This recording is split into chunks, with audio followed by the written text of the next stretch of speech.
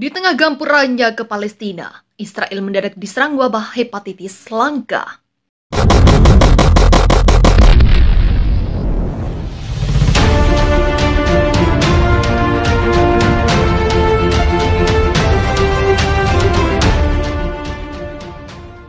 Di tengah serangan Israel ke warga Palestina di Masjid Al-Aqsa, Israel ternyata tengah dilanda wabah hepatitis akut yang menyerang anak-anak di sana.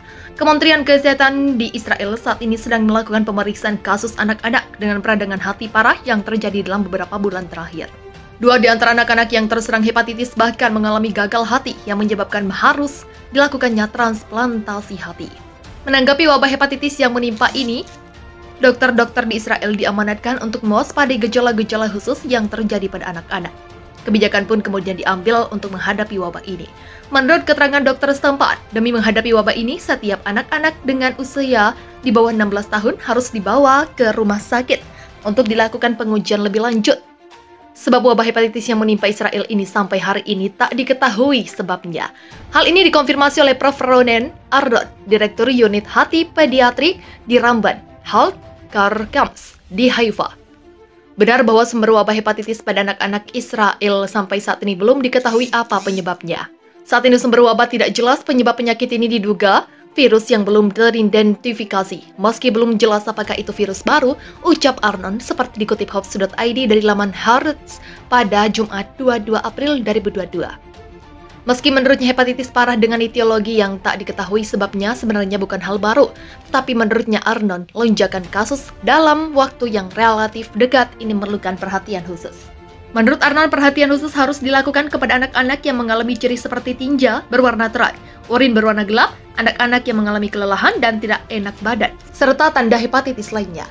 Untuk mengecek apa sebenarnya penyebab wabah ini, Israel terus melakukan penelitian lebih lanjut. Seperti pengujian-pengujian teori, termasuk di dalamnya pengujian terhadap bahan kimia, serta racun yang tengah menyebar di wilayah tersebut. Tetapi sejauh ini masih tidak diketahui apa yang sebenarnya menjadi penyebab dari terjadinya wabah ini.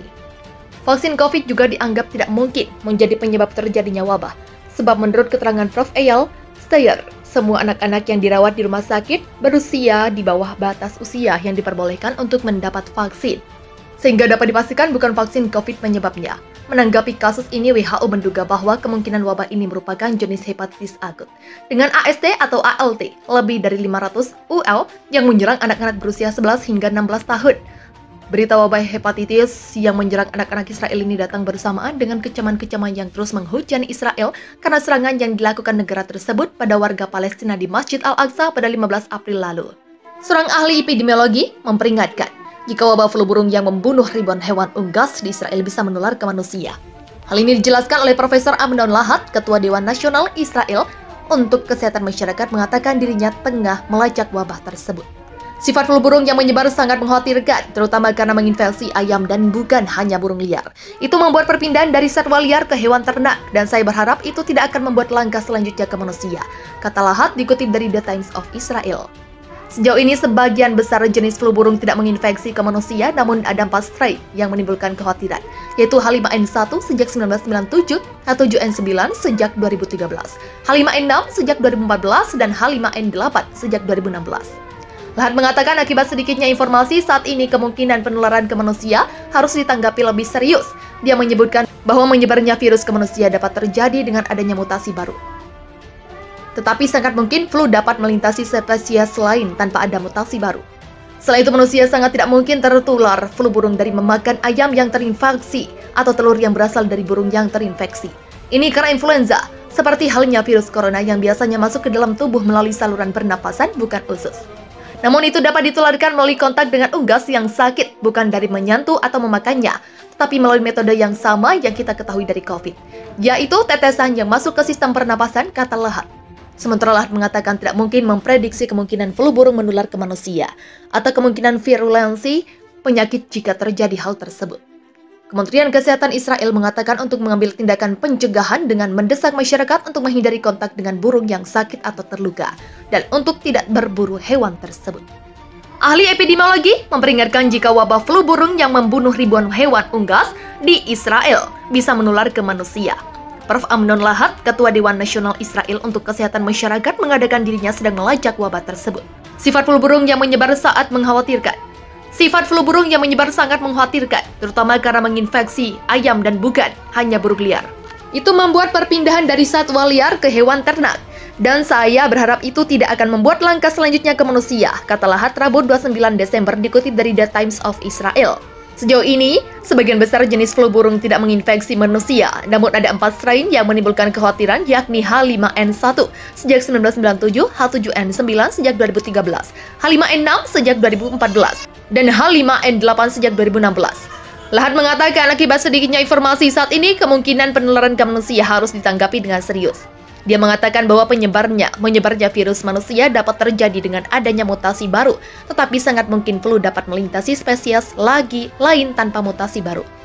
Selain itu, manusia sangat tidak mungkin tertular flu burung dari memakan ayam yang terinfeksi atau telur yang berasal dari burung yang terinfeksi.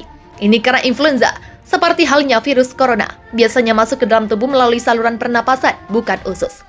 Namun itu dapat ditularkan melalui kontak dengan unggas yang sakit, bukan dari menyentuh atau memakannya, tetapi melalui metode yang sama yang kita ketahui dari COVID, yaitu tetesan yang masuk ke sistem pernapasan, kata Lahat. Sementara Lahat mengatakan tidak mungkin memprediksi kemungkinan flu burung menular ke manusia atau kemungkinan virulensi penyakit jika terjadi hal tersebut. Di sisi lain, Kementerian Kesehatan memperingatkan Israel untuk mengambil tindakan pencegahan dengan mendesak masyarakat untuk menghindari kontak dengan burung yang sakit atau terluka dan untuk tidak berburu hewan tersebut. Selain itu, masyarakat hanya boleh membeli ayam dan telur dari tempat yang diatur yang memiliki stempel inspeksi pemerintah. Kehati-hatian harus dilakukan untuk masak telur dan ayam secara menyeluruh. Menjaga kebersihan dan mencuci tangan setelah kontak dengan daging atau telur, kata kementerian. Selain itu, pencegahan lain adalah memusnahkan sejumlah besar burung. Pemusnahan tersebut terbukti efektif di masa lalu, namun para ahli burung menekankan bahwa pemusnahan tidak menjamin berakhirnya infeksi. Saat ini sumber wabah tidak jelas, penyebab penyakit ini diduga virus yang belum teridentifikasi. Meski belum jelas apakah itu virus baru, ucap Arnon seperti dikutip Hops.id dari laman Haaretz pada Jumat 22 April 2022. Meski menurutnya hepatitis parah dengan etiologi yang tak diketahui sebabnya sebenarnya bukan hal baru, tetapi menurutnya Arnon, lonjakan kasus dalam waktu yang relatif dekat ini memerlukan perhatian khusus. Menurut Arnon, perhatian khusus harus dilakukan kepada anak-anak yang mengalami ciri seperti tinja berwarna terang, urin berwarna gelap, anak-anak yang mengalami kelelahan dan tidak enak badan, serta tanda hepatitis lainnya. Untuk mengecek apa sebenarnya penyebab wabah ini, Israel terus melakukan penelitian lebih lanjut. Seperti pengujian teori, termasuk di dalamnya pengujian terhadap bahan kimia, serta racun yang tengah menyebar di wilayah tersebut. Tetapi sejauh ini masih tidak diketahui apa yang sebenarnya menjadi penyebab dari terjadinya wabah ini. Vaksin COVID juga dianggap tidak mungkin menjadi penyebab terjadinya wabah, sebab menurut keterangan Prof. Eyal Steyer, semua anak-anak yang dirawat di rumah sakit berusia di bawah batas usia yang diperbolehkan untuk mendapat vaksin. Sehingga dapat dipastikan bukan vaksin COVID penyebabnya. Menanggapi kasus ini, WHO menduga bahwa kemungkinan wabah ini merupakan jenis hepatitis akut dengan AST atau ALT lebih dari 500 UL yang menyerang anak-anak berusia 11 hingga 16 tahun. Berita wabah hepatitis yang menyerang anak-anak Israel ini datang bersamaan dengan kecaman-kecaman yang terus menghujani Israel karena serangan yang dilakukan negara tersebut pada warga Palestina di Masjid Al-Aqsa pada 15 April lalu. Seorang ahli epidemiologi memperingatkan jika wabah flu burung yang membunuh ribuan hewan unggas di Israel bisa menular ke manusia. Hal ini dijelaskan oleh Profesor Amnon Lahat, Ketua Dewan Nasional Israel untuk Kesehatan Masyarakat, mengatakan dirinya tengah melacak wabah tersebut. Sifat flu burung yang menyebar sangat mengkhawatirkan, terutama karena menginfeksi ayam dan bukan hanya burung liar. Itu membuat perpindahan dari satwa liar ke hewan ternak, dan saya berharap itu tidak akan membuat langkah selanjutnya ke manusia, kata Lahat dikutip dari The Times of Israel.